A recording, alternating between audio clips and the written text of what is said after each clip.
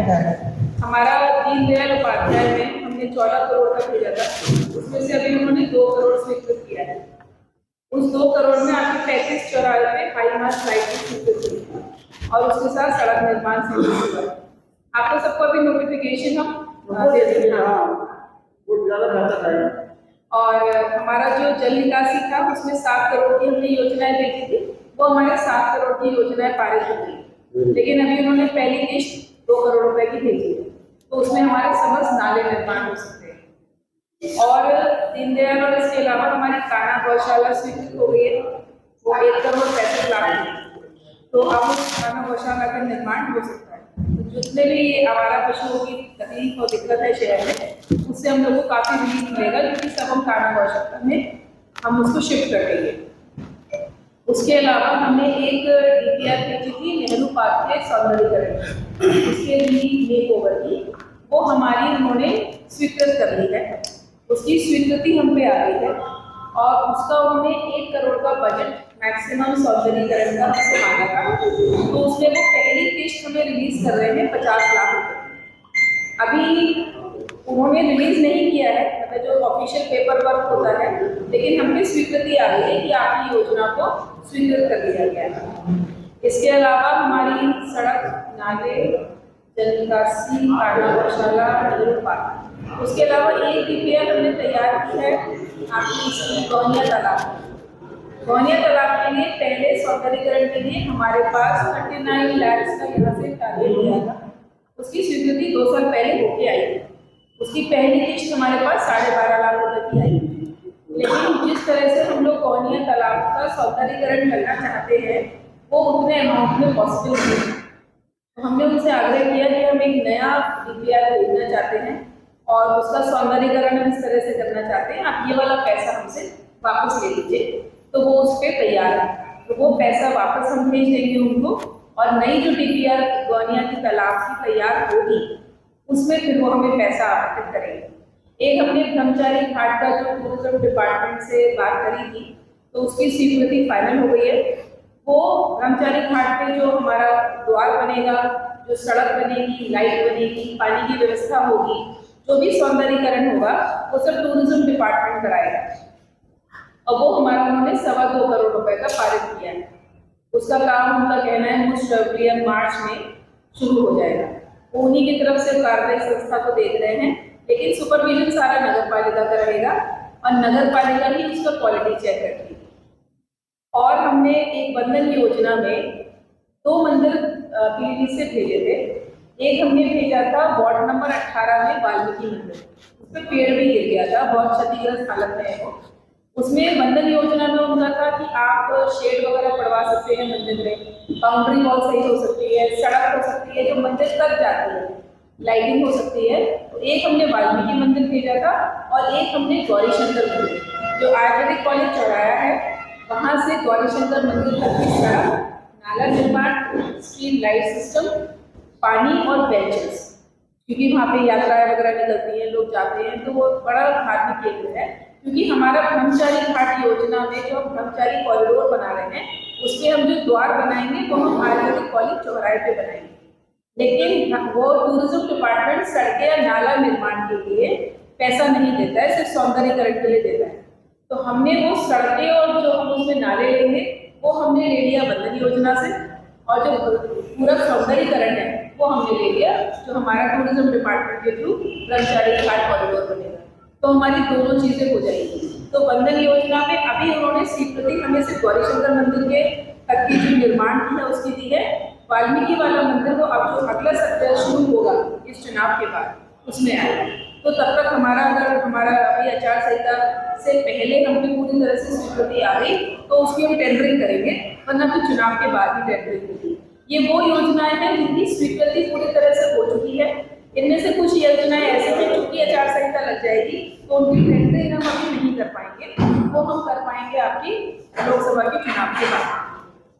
तो हमारा main target ये था कि जल व्यवस्था, जो जल भराव की व्यवस्था होती है तो जल निकासी के लिए हमारे पास पैसा रहे, वो हमारा स्वीकृत हो गया। जगह जगह नाले निर्माण, सड़क निर्माण, हमारे पास अवस्थापना का 90 लाख रुपए है, नगर पालिका के पास, उसमें भी हमने 90 लाख रुपए की जो बहुत जर्जर अवस्था में सड़कें हैं शहर में, उसकी एक पूरी DPR तैयार करी हुई है। वो भी हमारी अगर स्वीकृत हो गई तो अवस्थापना वाली सड़कें अभी तक बनना शुरू हो जाएगी। तो मेरा कहने का तात्पर्य यह है कि जितनी भी हमारा फोकस ये है कि शहर के जो मेन रोड्स हैं, चाहे आपकी लाल रोड हो गई, जयसंतरी रोड हो गई, जितनी भी मेन सड़कें हैं, सबसे पहले उनका निर्माण कराया जाए। आपने देखा होगा ऐसे छतरी चौराहे पे या छतरी चौराहे से सिल्वर लीफ होटल की तरफ चलते हैं तो एक नवरत्न स्वीट्स की तरफ तो नाला है, इस तरफ नाला नहीं है। तो जितनी भी मेन जगह है जो बड़े नालों से कनेक्ट हो रहे हैं, उन सब पे एक तरफ जहाँ नाला है, एक तरफ जहाँ नहीं है, सब जगह नालों का निर्माण होगा, उनकी कनेक्टिविटी होगी और ये निर्धारित किया जाएगा कि नाला ऐसा नाला पीछे से जो नाला आ रहा है उससे कनेक्ट होकर बने और उसी लेवल पे बने। तो लगभग हमारे पास इस समय नगर पालिका को काफ़ी सारी योजनाएं स्वीकृत हुई हैं, जिसका फायदा मुझे लगता है कि शहर में लोगों को मिलेगा। हमारी कान्हा गौशाला से जो गौशाला तैयार होगी तो जितने भी आवारा पशुओं की वजह से इतनी गंदगी भी शहर में रहती है, एक्सीडेंट्स भी होते हैं, तो उसके लिए भी हमें निजात मिलेगा क्योंकि हम सारा आवारा पशुओं को अपनी गौशाला में शिफ्ट कर पाएंगे।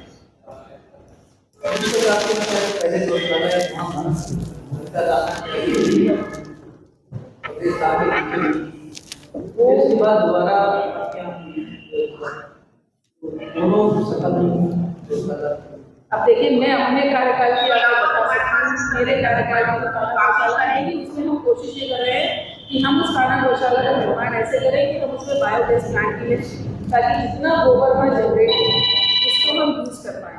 और हमारी जो जगह है वो हमारे सॉलिड वेस्ट प्लांट के बगल में है, तो हम सॉलिड वेस्ट प्लांट को, अगर हमारा ये कंसेप्ट फाइनलाइज हो गया तो हम बायोगैस से सॉलिड वेस्ट प्लांट को चला लेंगे, तो हमें अलग से वहाँ से बिजली की स्वीकृति की आवश्यकता नहीं पड़ेगी क्योंकि आपको बायोगैस से सप्लाई होना चाहिए। तो हम बना उसको इस तरह से रहे। कुत्तों की भी बहुत मेजर प्रॉब्लम है शहर में, हालांकि कुत्तों के लिए हम लोग को शेल्टर होम की अभी अलग से कोई स्वीकृति नहीं है, लेकिन हम कोशिश ये करेंगे कि कान्हा गौशाला के साथ हम एक छोटा सा शेल्टर होम डॉग्स के लिए बना पाएँ, ताकि कुछ डॉग्स जो ज़्यादा ही परेशान करते हैं, जिनकी कंप्लेंट्स आती हैं, तो हमारे पास एक जगह हो जिनको हम वहाँ पकड़ के रख सकते हैं। तो डॉग का शेल्टर होम हम कान्हा गौशाला के साथ ले पाएंगे, नहीं ले पाएंगे, इसकी भी हमें परमिशन लेनी पड़ेगी क्योंकि उनकी एक पूरी DPR का पैटर्न होता है। तो ये हमें उनसे पूछना पड़ेगा कि हम इसके साथ बनवा सकते हैं या नहीं बनवा सकते। हमारे पास 10 टॉयलेट सीट्स की भी स्वीकृति होती आई है स्वच्छ भारत, तो 2 टॉयलेट्स हम बनवाना चाहते हैं। टॉयलेट्स एक हम चाहते हैं बस स्टैंड के पास, वहाँ पे कोई भी इस तरह की व्यवस्था लोगों के लिए नहीं है, और उसमें 5 सीटर होगा, 2 महिलाओं के लिए, 2 पुरुषों के लिए और 1 दिव्यांग के लिए। तो एक हम रोडेज में लेना चाहते हैं और एक वॉशरूम हम बनवाएंगे माधोटांडा रोड पे, क्योंकि इधर भी माधोटांडा रोड पे जो हमने ऑब्जर्व किया, चौराहे से आप क्रॉसिंग की तरफ जाएं तो शायद एक भी पब्लिक टॉयलेट नहीं है। तो ये 2 टॉयलेट्स की सीट्स की स्वीकृति आई है। इसमें फंडिंग हम पे सीट्स के हिसाब से आती है, तो बहुत ज़्यादा नहीं है हम पे फंडिंग, लेकिन इसको भी हम दोनों में से एक टॉयलेट का काम भी हम जल्दी शुरू करा देंगे। और जो नॉर्मल चौराहे पे जो टॉयलेट है इसका काम अधूरा रह गया है, तो कई रिपोर्टर्स ने उसके लिए पूछा कि मैडम वो ऑलरेडी डन है, लेकिन अभी उसमें किसी ने उसमें अपना सवाल शुरू कर दिया, हमने 2 बार उसको खाली भी कराया, तो उसका काम भी जल्द पूरा करा देंगे ताकि वो चालू करें। मैडम, ये जो पहले नारे से हैं उनकी सफाई नहीं हो रही है, तो नया वो भी उसी कंडीशन में आया है। देखिए, मैं ये मानती हूँ ना, अगर हम यही सोच के काम करेंगे कि पहले नहीं हुआ तो अब होगा तो मुश्किल है। अब जैसे बल्लभ नगर में आप देखेंगे, जब आप नाला तो आप जो नाले को खुलवाते हुए आएंगे तो बल्लभ नगर की कनेक्टिविटी शक्ति चौराहे तक जाएगी। ये हम सुनिश्चित जरूर करेंगे कि हम नाले की कनेक्टिविटी रखें, वो मैं खुद ही सुनिश्चित करूँगी। मेरा एम सिर्फ ये नहीं है कि मेरे पास नालों की स्थिति आ रही है तो मैं बस वही नाले का निर्माण करूँ, ये मेरा बहुत इम्पोर्टेंट है और उनकी कनेक्टिविटी नाले से हो रही होगी, तो मैं खुद समझाऊँ।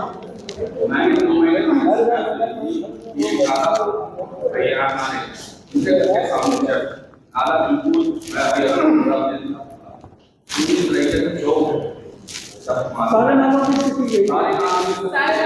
मैंने आपको भेजा, मैंने बावजूद भी वो नाला आपकी मैं आपको बताऊं है कि आप लोग उससे ज्यादा चीजों से बहुत अच्छे से परिचित हैं। नाले चौक क्यों होते हैं? तो मुख्य कारण एक तो कि नाले का निकास है। 3 घरों के आगे से नाला चल रहा है, चौथे ने अपना चबूतरा लगा लिया और नाले को बंद कर दिया। ठीक है, अब रही बात एनक्रोचमेंट हटाने, ये काम तभी हो पाएगा जब इस तरह के एनक्रोचमेंट हटाएंगे और हटाएंगे क्योंकि हमें नाला निर्माण कराना है। और सुनिए क्या है कि एक बार में सारी चीजें धीरे धीरे सारी चीजें व्यवस्थित होंगी।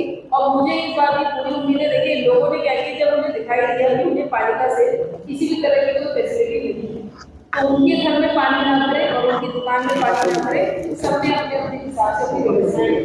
जब नगर पालिका उनको जल निकासी उनके मकान और घर के आगे से देगी तो कोई भी तोड़ने से मना नहीं करेगा। और हमारा ये मानना है, मेरा अपना पर्सनली, कि पत्थर के स्लैब ना पड़वाए जाए। और उनसे मैं सबसे आग्रह करूँ कि आप जाल लगा लीजिए, क्योंकि नगर पालिका के कर्मचारियों को बहुत आसानी है। लेकिन होता क्या है, ये लोग 10-15 पत्थर जब हटाते हैं और सफाई करते करते आगे बढ़ते हैं तो कुछ जगह पत्थर रखना ही छोड़ देते हैं। यही आगे बढ़ जाते हैं तो उन्हें लगता है मेरे पास फोन आता है, नाला साफ कर दिया और उन्हें पत्थर हटा दिए, लेकिन पत्थर नहीं होता। उस पत्थर को हर तीसरे दिन हटाना मुझे लगता है इतना फीजिबल नहीं है। तो मुझे ऐसा लगता है कि जो मार्केट एरिया है जहाँ रेगुलर ये सब चीज़ों की जरूरत है, वहाँ हम ये आग्रह करते हैं कि आप लोग जाल लगवा लीजिए अपने दुकानों के आगे, ताकि वो जाल उठ के बहुत ईजिली से सफाई हो जाए। और जहाँ से बड़े वाहन निकलते हैं और जो प्रमुख नाले जा रहे हैं वहाँ बड़े बड़े स्लैब डालें।